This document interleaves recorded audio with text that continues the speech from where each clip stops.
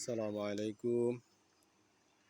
এটা সন্দগ্রাম উপজেলা হোসেনপুর গ্রামের দিকে দেখুন বিশাল দিঘি। এটা মাছের চাষ করতেছে তারা। দিঘির মাঝখানে একটা মেশিন লাগাই দিছে পানি ঢেউ দেওয়ার জন্য।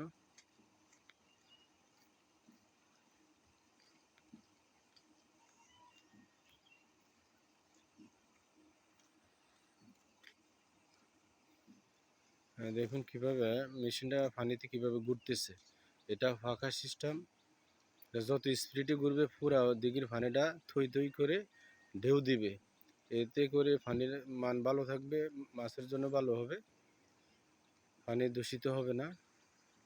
দেখুন পুরা দিঘির পানিটা কেমন থই থই করতেছে মেশিনের কারণে। দেখুন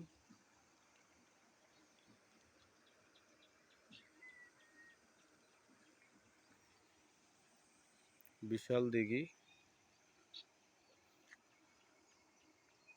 কুমিল্লার মধ্যে সবচেয়ে বড় দিঘি এটা।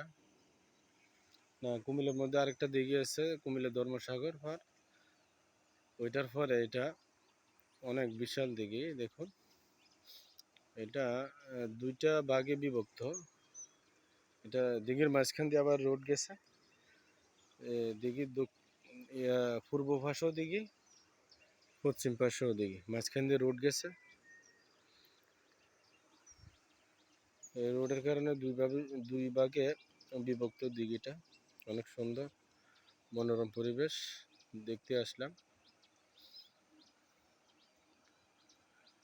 দেখুন মেশিনটা কিভাবে চলতেছে পানির মধ্যে। কারেন্ট দ্বারা পরিচালিত, কারেন্টের দ্বারা চলতেছে। এটা কারেন্টের লাইন আছে, এই যে বাস আছে না, বাস দিয়ে কারেন্টের লাইন নিয়ে গেছে। দেখেন কারেন্ট দিয়ে চলতেছে মেশিনটা। তবে মেশিনের ভিতরে পানি ঢোকে না, ওয়াটারপ্রুফ।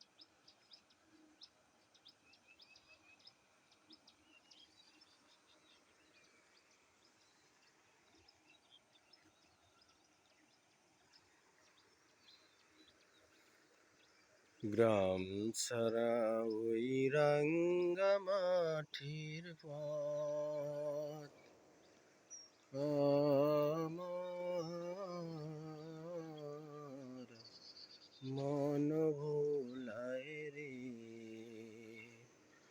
আমার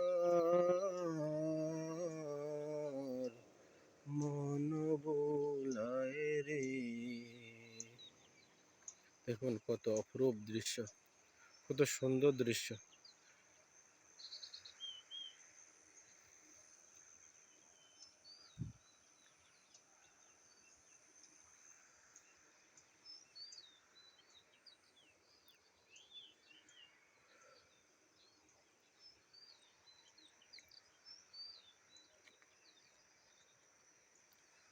হোসেনপুর গ্রামের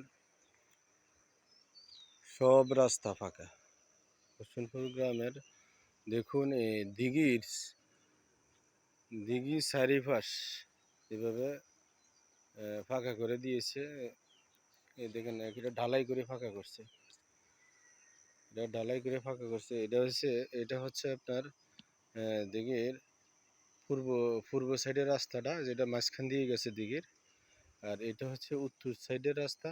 আর ওই দক্ষিণ দিকে যে রাস্তাটা আছে ওইটাও ফাঁকা। অর্থাৎ দিঘির সাইডে ফাঁকা। আবার ওই সিঁড়ি করে দিয়েছে মানুষের সুবিধার জন্য।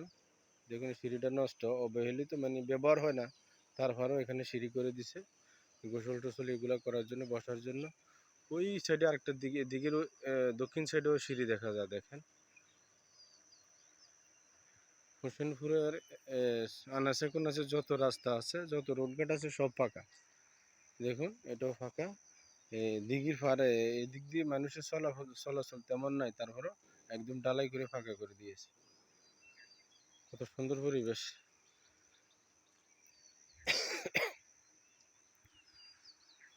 ধন্যবাদ সবাইকে, ভালো থাকবেন, দোয়া করবেন। ভিডিওটা কেমন লাগলো অবশ্যই কমেন্টসে জানাবেন, যেন আরও ভালো ভিডিও করার জন্য উৎসাহ পাই। ধন্যবাদ সবাইকে। আসসালামু আলাইকুম রহমতুল্লাহ।